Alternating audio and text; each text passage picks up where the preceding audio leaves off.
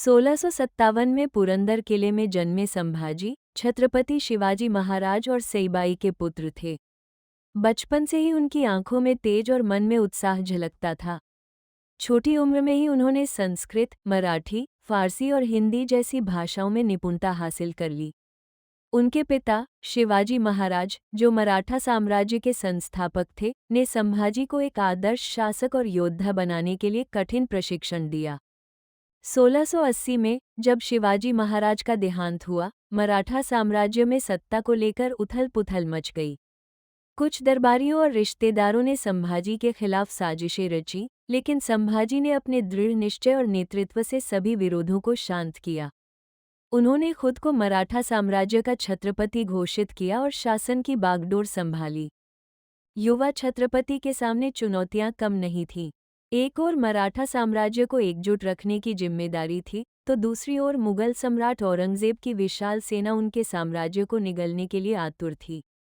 लेकिन संभाजी ने हार नहीं मानी। उन्होंने अपने पिता की स्वराज्य की भावना को जीवित रखा और मुगलों के खिलाफ युद्ध का बिगुल बजा दिया। संभाजी महाराज ने अपने शासनकाल में मुगल सेनाओं के खिलाफ कई युद्ध लड़े। औरंगजेब, जो पूरे भारत को अपने अधीन करने का सपना देखता था, मराठा साम्राज्य को सबसे बड़ी चुनौती मानता था। उसने अपनी विशाल सेना और संसाधनों का उपयोग कर संभाजी को हराने की हर संभव कोशिश की। लेकिन संभाजी की चतुर रणनीतियों और मराठा सैनिकों की वीरता ने बार बार मुगलों को धूल चटाई। संभाजी की शक्ति और लोकप्रियता से औरंगजेब तिलमिला उठा। उसने मराठा साम्राज्य के भीतर गद्दारों को अपने पक्ष में करने की साजिश रची। इस साजिश का हिस्सा बने गनोजी और कान्होजी शिर्के, जो संभाजी की पत्नी येसुबाई के भाई थे।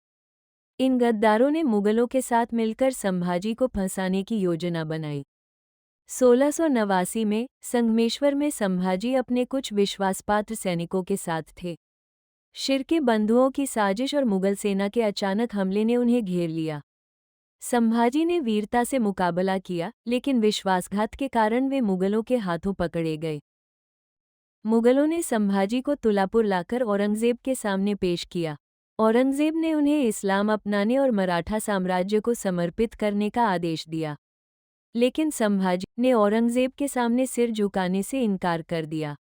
उन्होंने गर्व से कहा कि वे अपने धर्म और स्वाभिमान की रक्षा के लिए जान दे देंगे, लेकिन कभी झुकेंगे नहीं।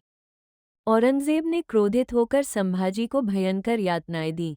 कई दिनों तक उन्हें अमानवीय कष्ट सहने पड़े, लेकिन संभाजी का साहस अडिग रहा।